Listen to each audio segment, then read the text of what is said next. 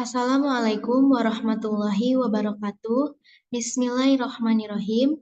Perkenalkan, saya Putri Nur Alipah, mahasiswi Universitas Ibnu Khaldun, Fakultas Ilmu Kesehatan, Program Studi Kesehatan Masyarakat. Pada kesempatan kali ini, saya akan mempresentasikan materi studi Islam 4, yaitu materi 1-8, dengan dosen pengampu mata kuliah Islam Disiplin Ilmu Kesehatan, yaitu Dr. Haji Ahmad Alim LCMA. Pertama, yaitu materi mengenai pengantar ID kesehatan. Bagaimana pandangan Islam terhadap ilmu kesehatan, karena nantinya dengan ilmu ini akan membedakan kesehatan dari luar Islam dan dari dalam Islam. Jadi seorang Muslim, pandangan kita adalah pandangan Islam dan menjadi bagian yang penting dalam kehidupan kita, dan paradigma ini berpikirnya secara Islam. Karena masalah keutamaan ilmu, yaitu Islam memiliki pandangan yang spesifik. Bahkan dalam kata-kata al-ilmu berulang kali disebutkan di dalam Al-Quran dan seperti hadis Imam Bukhari, yaitu bahwa ilmu itu harus didahulukan sebelum beramal dan berkata. Sehingga ucapan dan perkataan kita tidak boleh lepas, tidak ada ruang yang kosong dari ilmu dan harus berdasarkan ilmu. Wawasan, pendapat, dan pedoman hidup kita itu harus berdasarkan dengan ilmu. Karena masyarakat ilmiah ini berpikirnya berdasarkan ilmu dan jangan berpikir dengan cara kebodohan.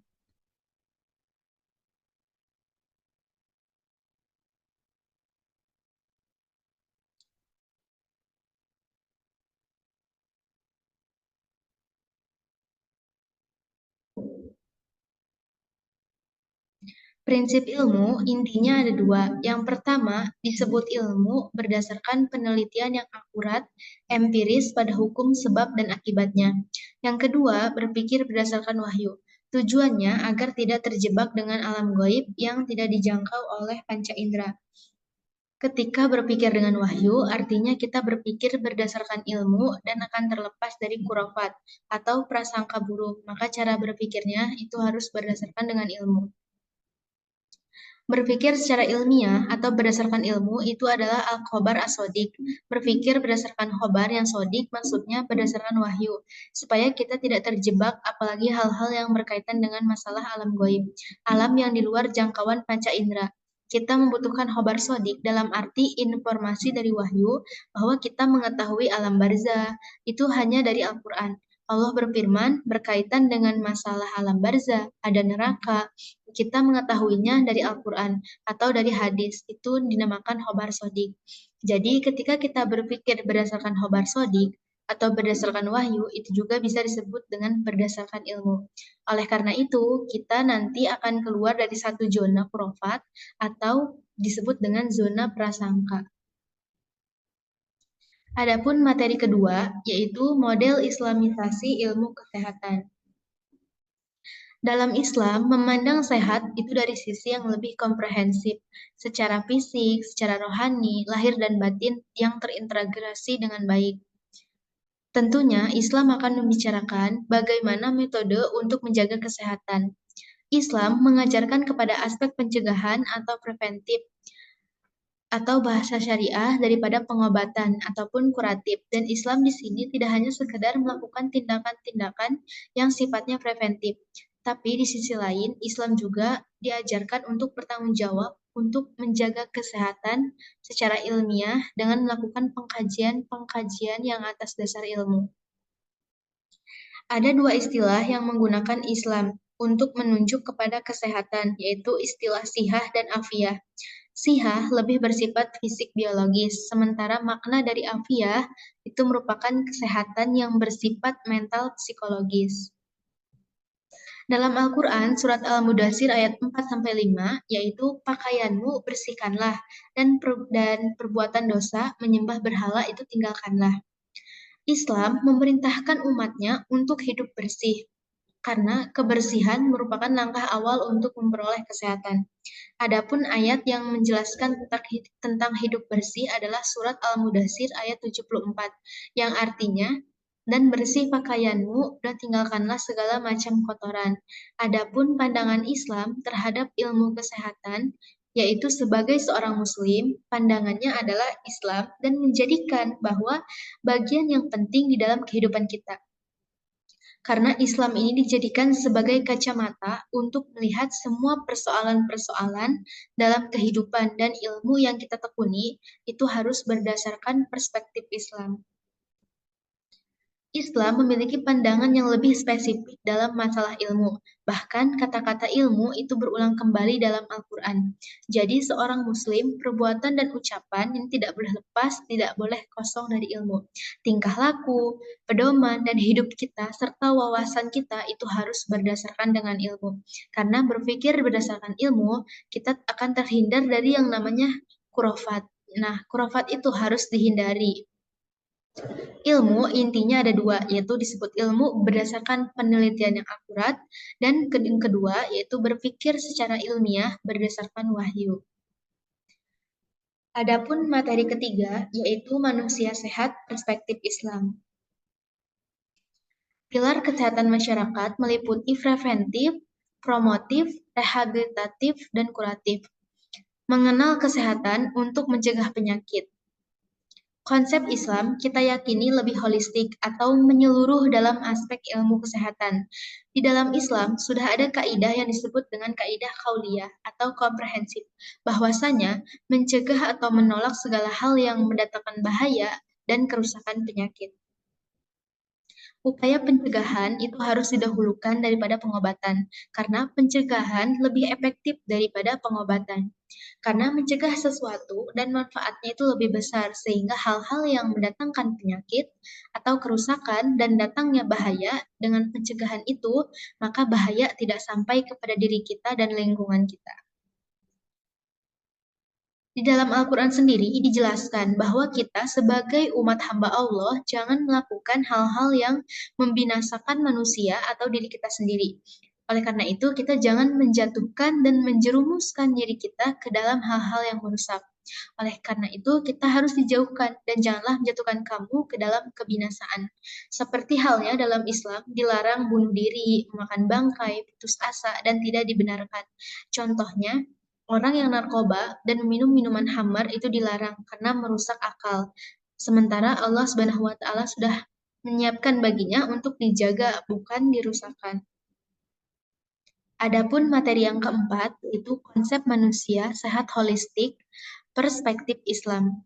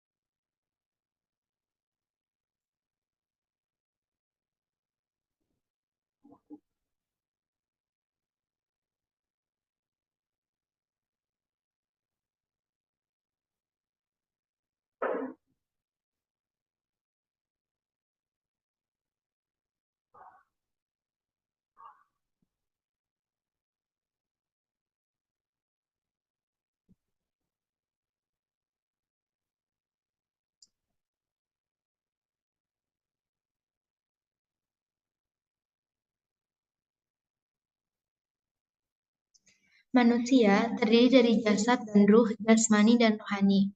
Dalam perspektif Islam, manusia yang sehat adalah orang yang sehat jiwa dan rohaninya. Ketika Islam melihat gangguan yang terjadi pada diri manusia yang akan merusak kesehatan, ini disebabkan karena dua hal, yaitu penyakit badan dan penyakit hati. Dua-duanya disebutkan Allah Subhanahu wa taala ketika seorang manusia mempunyai mental kejiwaan, jika tidak diobati penyakitnya bisa semakin bertambah parah.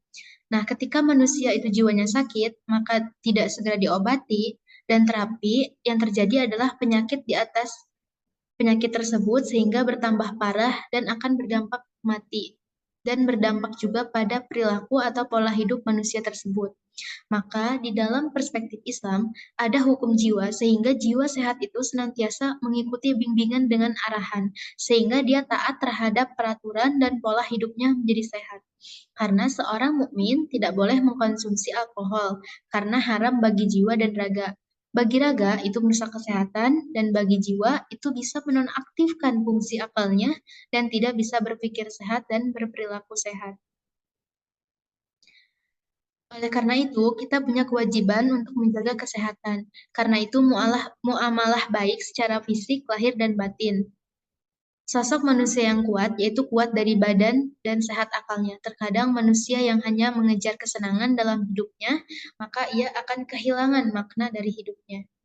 Menjaga kesehatan jiwa itu sangat penting, tidak hanya perilaku fisik, tetapi sehat juga adalah perilaku jiwa kita dari perkara-perkara yang merusak dan menyelamatkan jiwa. Menjadikan jiwa manusia menjadi jiwa yang kuat dan sehat. Ikhlas beramal, jadi sehat itu tujuannya adalah sehat dengan lahir dan batin, sehingga manusia itu kembali kepada fitrahnya. Dan fitrah manusia itu adalah iman sebagai kalifatullah, artinya membawa risalah-risalah Allah yang disebarkan untuk seluruh umatnya. Allah memberikan kesehatan secara totalitas dan memperbanyak berjuang di jalan Allah dan mengabdi kepada Allah dengan memberikan banyak manfaat kepada manusia dan juga alam serta lingkungannya sehingga kita betul-betul menjadi hamba Allah Subhanahu wa taala. Adapun materi kelima yaitu ketiga perspektif Islam. Manusia terdiri dari jasmani dan juga rohani. Tentu dalam perspektif Islam, orang disebut sehat kalau jasadnya sehat dan juga rohaninya pun ikut sehat. Manusia yang dicintai oleh Allah adalah orang mukmin yang kuat. Orang mukmin yang kuat itu lebih dicintai oleh Allah dan kuat secara rohaninya. Oleh karena itu, kita punya kewajiban untuk menjaga kesehatan dan bagian dari amanah baik secara fisik maupun secara batin, sehingga kita menjadi sosok manusia yang sehat dan manusia yang kuat. Kesehatan kerja dalam perspektif Islam, yaitu keselamatan dan kesehatan kerja adalah sebuah upaya atau sebuah program untuk mencegah agar bekerja tidak mengalami kecelakaan di tempat kerjanya, baik berupa hidrostatis maupun secara mental, sehingga dia juga selamat dari gangguan-gangguan yang membahayakan kesehatan. Gangguan-gangguan kesehatan itu juga harus dihilangkan, seperti gangguan akibat bahan kimia, ataupun faktor fisika, biologi yang diterima oleh pekerja di tempat kerjanya, yang bisa disebabkan oleh fasilitas partikel udara ataupun kebisingan. Gangguan-gangguan yang bisa membahayakan kesehatan seseorang itu ditinjau dari perspektif Islam. Nah, oleh karena itu, berarti kita melihat ketiga ini dalam perspektif yang disesuaikan dengan kaidah-kaidah syariah. Di dalam Islam, melihat konsep ketiga ini lebih komprehensif tetapi menyeluruh. Karena dalam Islam, konsep tujuannya yaitu tidak hanya melindungi masalah satu faktor saja, tetapi melindungi dan mencakup 5 hal yang esensi yang terurai kepentingan utama bagi keselamatan dan juga kesejahteraan manusia tersebut.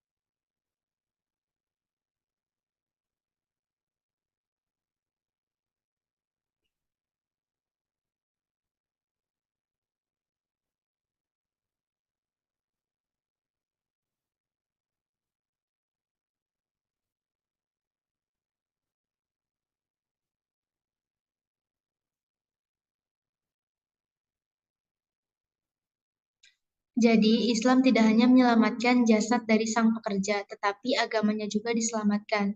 Dalam perspektif Islam, ketiga ini tidak hanya sekedar menyelamatkan fisiknya, tetapi juga menyelamatkan agamanya.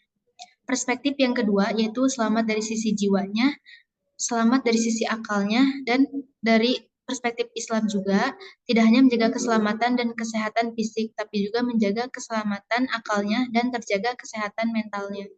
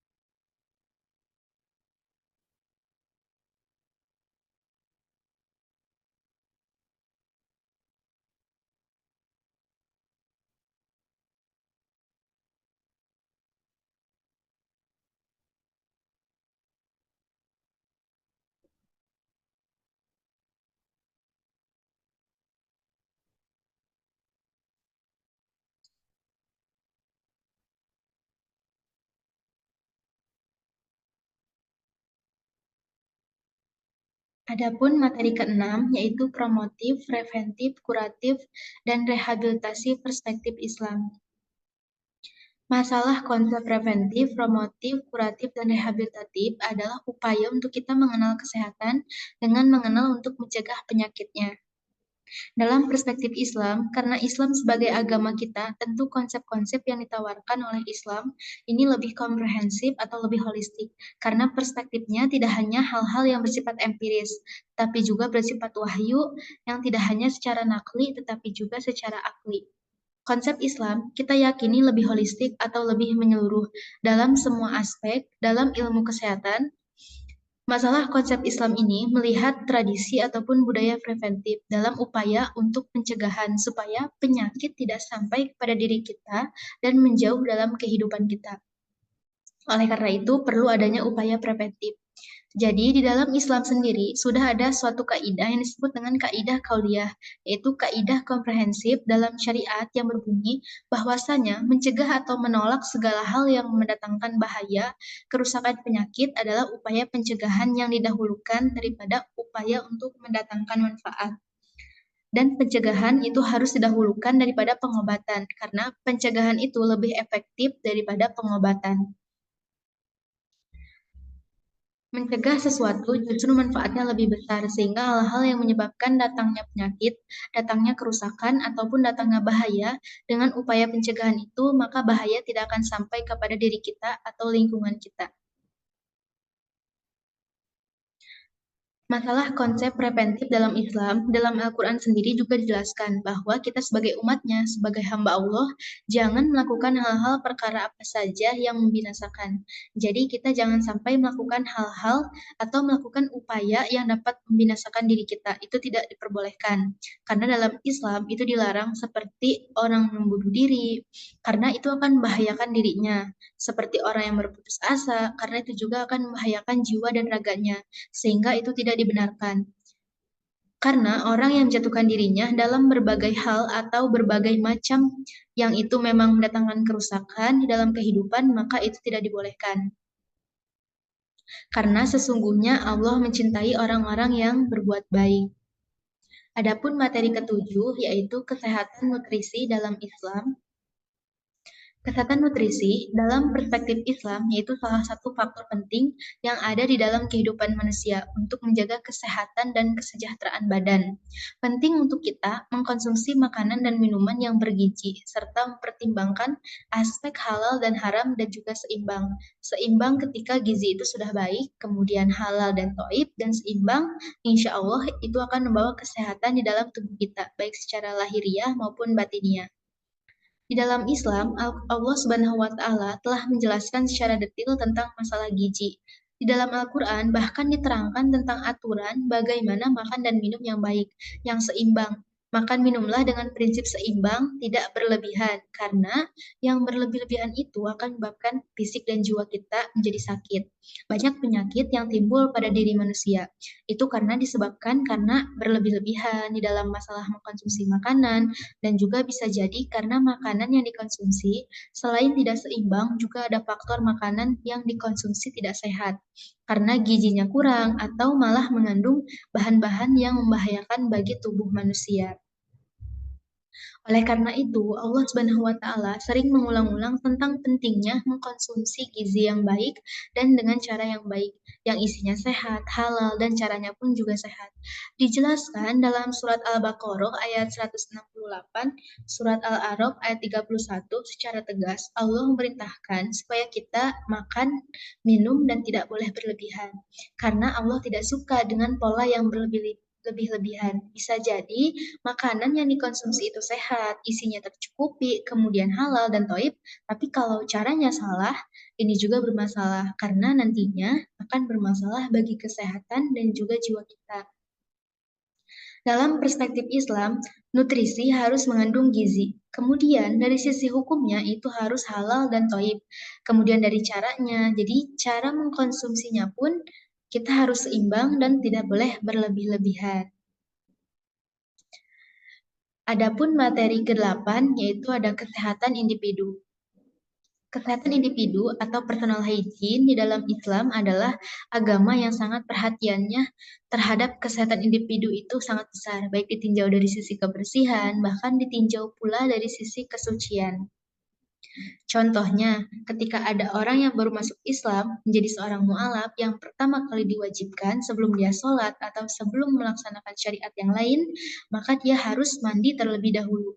Karena diwajibkan mandi terlebih dahulu, ini menunjukkan Islam sangat perhatiannya terhadap kebersihan individu, yaitu kebersihan diri.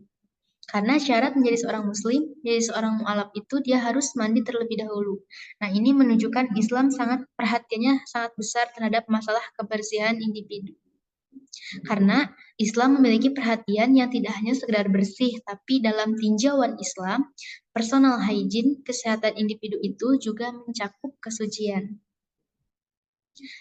Karena secara lahir dan sekaligus secara batin, bahwa orientasinya tidak hanya kebersihan, tapi jasmani, tetapi juga mencakup kesucian rohani.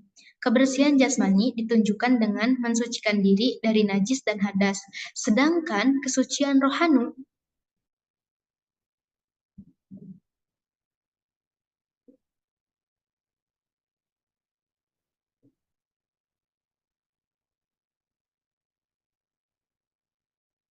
ditunjukkan dengan bersihnya hati dan alam pikiran. Seorang muslim adalah orang yang sehat secara individu, secara lahir maupun secara batin. Dan budaya hidup sehat, budaya hidup bersih dan suci itu wujud nyata dari implementasi keimanannya. Karena dalam hadis disebutkan hidup bersihnya, hidup suci itu adalah bagian dari keimanannya. Oleh karena itu, membahas masalah kesehatan individu ini sangat penting. Kesehatan individu atau personal hygiene itu sangatlah penting karena muslim yang kuat itu dia akan produktif kalau orang itu sehat, jasadnya sehat, maka batinnya akan produktif. Islam sangat perhatian terhadap masalah personal hygiene. Masalah kesehatan individu, jangkauannya itu lebih komprehensif dalam Islam. Tidak hanya bersih sehat secara fisik, tapi juga sehat secara ruhiyah dan secara batiniah. Sebaik-baiknya kalian adalah yang paling banyak memberi manfaat bagi orang lain, bagi alam sekitarnya.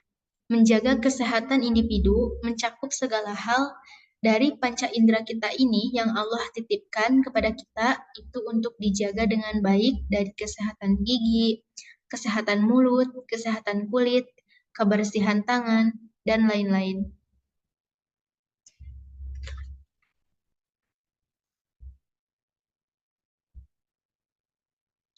Terima kasih.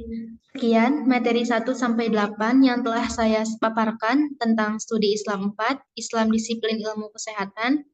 Kurang lebihnya mohon dimaafkan. Wassalamualaikum warahmatullahi wabarakatuh.